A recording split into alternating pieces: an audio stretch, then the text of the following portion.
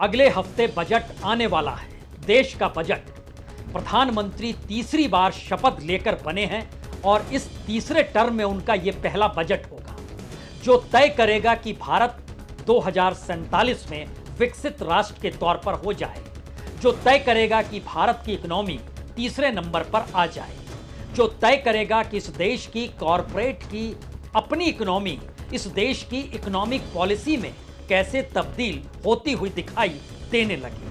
और खास तौर पर कॉरपोरेट और सत्ता के नेक्सस के सवाल जो पार्लियामेंट के भीतर, चाहे अडानी का नाम हो या अंबानी का नाम हो और चाहे नरेंद्र मोदी देश के प्रधानमंत्री के तौर पर इनके साथ रिश्तों का जिक्र हो, संसद के भीतर और बाहर ये आवाज खूब गूंजी है और बार बार ये सवाल बड़ा हुआ है, क्या वाकई कॉरपोरेट और सत्ता का नेक्सस एक खलनायक की तरह है जो भारत की इकोनॉमी का बंटाधार इस देश के लोगों के ऊपर लगातार बोझ डालकर बढ़ता चला जा रहा है।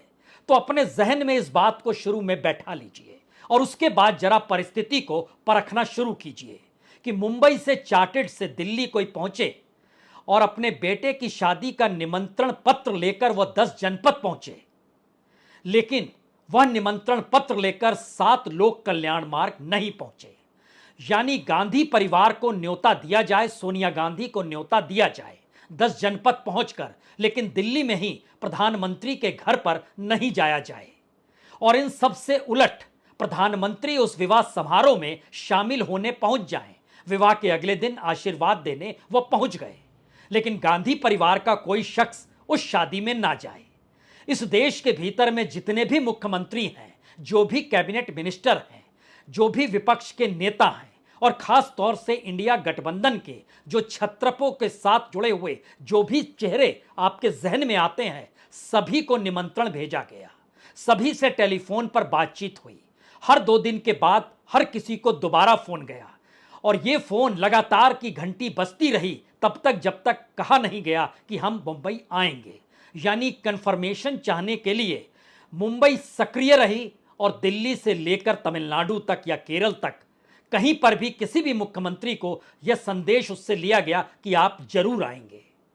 और संयोग देखिए, जो एकमात्र निमंत्रण पत्र 10 जनपद पहुंचा, वहां से कोई भी नहीं पहुंचा मुंबई में अंबानी के परिवार की शादी में शरीक होने के लिए। अब यहां पर असल खेल शुरू होता है, जो राजनीति के मैदान में खलनायक के तौर पर भारत की इकोनॉमी के साथ कॉरपोरेट के हवाले करने की सोच जो लगातार उठती रही, उसके साथ 2 सवाल बार बार उठेंगे ही, क्योंकि अंबानी और अडानी का नाम प्रधानमंत्री मोदी के साथ कितना जुड़ा हुआ है और खास तौर से अडानी के रिश्ते भी क्या हैं, इसका जिक्र तो राहुल गांधी ने पार्लियामेंट के भीतर किया और उनके उस भाषण के उस अंश को ही हटा दिया गया और कहा गया ये उचित नहीं है। यानी भविष्य में कोई व्यक्ति ये जान ना सके कि विपक्ष का कोई नेता कॉरपोरेट और सत्ता के नेक्सस पर सवाल खड़ा कर रहा था और वो दर्ज है पार्लियामेंट की किताब में, तो उस किताब में से उन शब्दों को हटा दिया गया। राजनीतिक तौर पर पहली बार प्रधानमंत्री ने जब अंबानी अडानी का नाम लिया तो ये नाम कहकर लिया कि दरअसल ब्लैक मनी उनके पास है और ब्लैक मनी पोटली भर नहीं, बोरी भर नहीं, बल्कि टेम्पो में लाद कर कांग्रेस के घर पहुंची है, दरवाजे पर पहुंची है। इसीलिए अब वो अंबानी अडानी को गाली नहीं दे रहे हैं। यानी इस देश में 2 बड़े कॉरपोरेट हाउस के पास ब्लैक मनी है और इसका जिक्र खुद प्रधानमंत्री कर रहे हैं और प्रधानमंत्री उन्हीं की शादी में शरीक भी हो रहे हैं। और दूसरी तरफ राहुल गांधी उस शादी में नहीं गए। सोनिया गांधी जिनके हाथ में निमंत्रण पत्र थमाते हुए मुकेश अंबानी ने आने का आग्रह किया था, वह भी नहीं गई। प्रियंका गांधी भी नहीं गई। यानी गांधी परिवार उस विवाह में शरीक नहीं हुआ जिस विवाह को लेकर उस कॉरपोरेट की राजनीतिक पहचान इस देश की सत्ता के साथ जुड़ी है। और असल सवाल यही आ गया, क्या वाकई एक ऐसे चक्रव्यूह की रचना की गई जिसमें गांधी परिवार से अगर कोई भी व्यक्ति उस विवाह समारोह में पहुंच जाता तो उसके बाद कोई ये आरोप देश के प्रधानमंत्री पर लगा नहीं सकता था कि आपके संबंध कैसे हैं अंबानी और अडानी के साथ।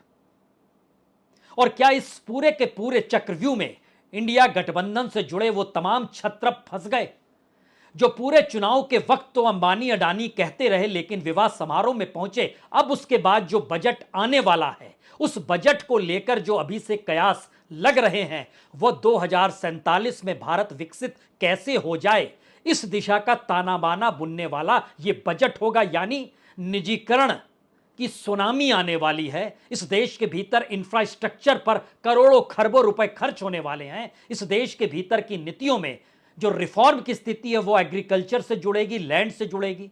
इस देश के भीतर में इंडस्ट्री से कैसे मजदूरों को लाया जाए, कॉरपोरेट की भागीदारी एग्रीकल्चर के क्षेत्र में कैसे हो जाए। यानी निजीकरण की परिस्थिति सिर्फ पीएसयू को बेचने खरीदने भर की नहीं है, वह तो बैंकों के बेचने खरीदने से बात आगे बढ़ते बढ़ते उस रिफॉर्म पर जा टिकी है, जहां पर कॉरपोरेट की झोली भरती चली जाए।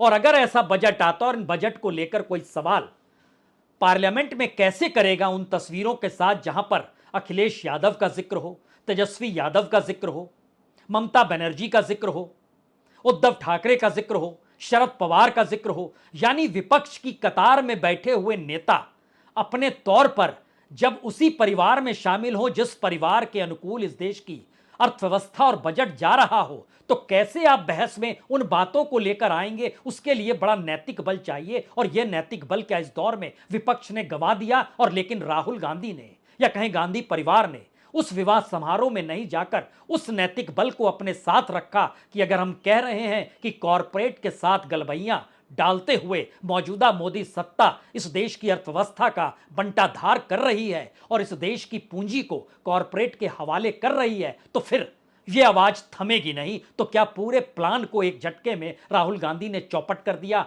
नहीं जाकर? ये तमाम सवाल इसलिए बड़े महत्वपूर्ण हैं क्योंकि खुद प्रधानमंत्री पद पर रहते हुए अगर नरेंद्र मोदी देश के भाषण में ब्लैक मनी होने का जिक्र अंबानी अडानी के साथ करें और उस ब्लैक मनी को टेम्पो पे लाद कर कांग्रेस के हवाले करने का जिक्र करें और खुद उस शादी में जाएं, तो इसके मतलब मायने क्या होंगे? ऐसी तस्वीर और ऐसे भाषण जरूर देखना और सुनना चाहिए।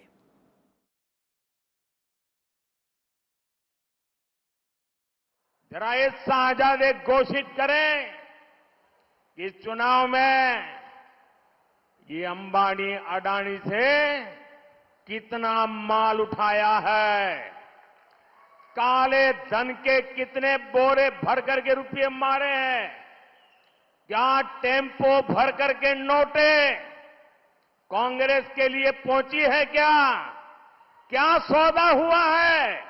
आपने रातों रात अंबानी अडानी इनको गाली देना बंद कर दिया।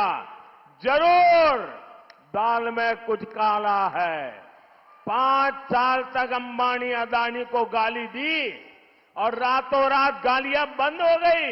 मतलब कोई न कोई चोरी का माल टेम्पो भर भर करके आपने पाया है। मिथिलाराज, ये जवाब देना पड़ेगा देश को।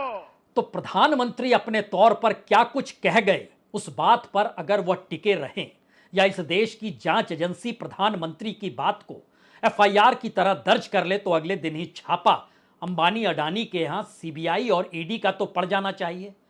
आईटी डिपार्टमेंट का नोटिस तो उस दरवाजे पर चस्पा हो जाना चाहिए। लेकिन क्या हुआ? दरअसल राजनीतिक तौर पर जो पूरी चक्रव्यूह की रचना इसलिए रची गई क्योंकि इस दौर में कॉरपोरेट और सत्ता के नेक्सस ने कॉरपोरेट की पहचान भारत की उस असमानता से जोड़ दिया जहां पर लोगों के पास पैसे कम हो रहे हैं और कॉरपोरेट का नेटवर्थ बढ़ रहा है।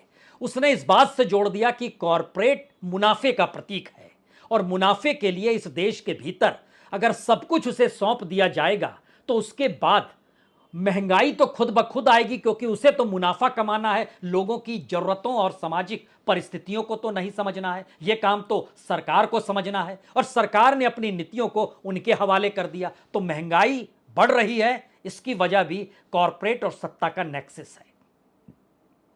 इतना ही नहीं, इस देश के भीतर में रोजगार कम हुए। ध्यान दीजिए, हर वक्त इंडिया गठबंधन ने एमएसएमई का सवाल उठाया, राहुल गांधी ने उठाया और यह कहकर उठाया कि एमएसएमई को खत्म किस लिए किया गया? अपने अरबपति करोड़पति मित्रों के आश्रय खत्म किया गया कि उनको लाभालाभ मिल सके।